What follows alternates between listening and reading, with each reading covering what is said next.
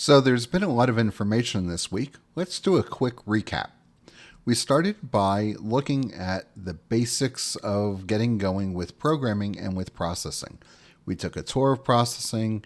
I talked about attitude and treating programming like a medium. We talked about how to install processing.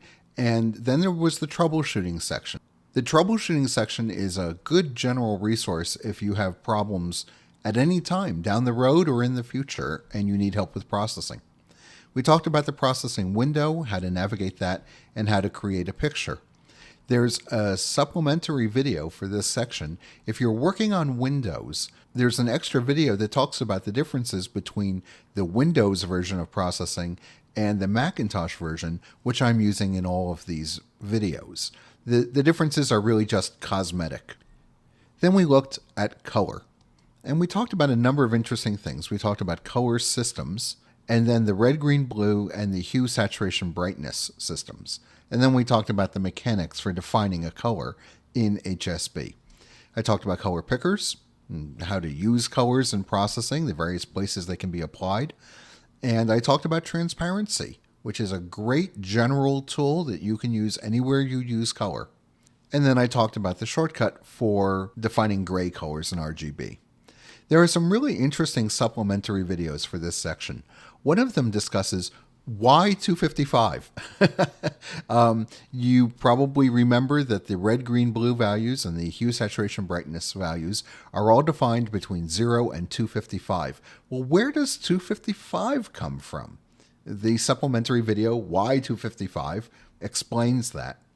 There's a video on color displays that talks about why we have this weird red, green, blue thing. And then there's a video on color blending. If you're planning to blend colors, if you're going to have, one object be red here and blue over there, and you want a smooth gradation between them, then I recommend checking out that supplementary video. Because depending on whether you're in red, green, blue, or hue, saturation, brightness, when you blend your colors, you'll get very different looking results. And they're both right, and they're both different.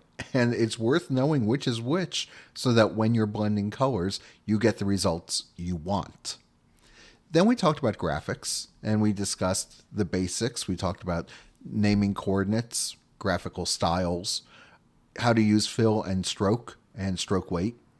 And then we showed how to actually create 3 primitive shapes: lines, rectangles, and ellipses.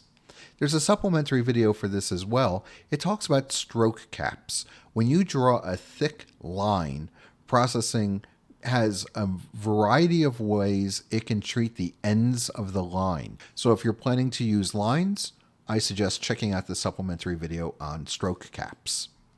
And then we talked about how to put it all together, and I showed you how to write a program to create a little picture that I doodled out. That brings us to this video, and immediately after this, I'm going to give you your first homework assignment.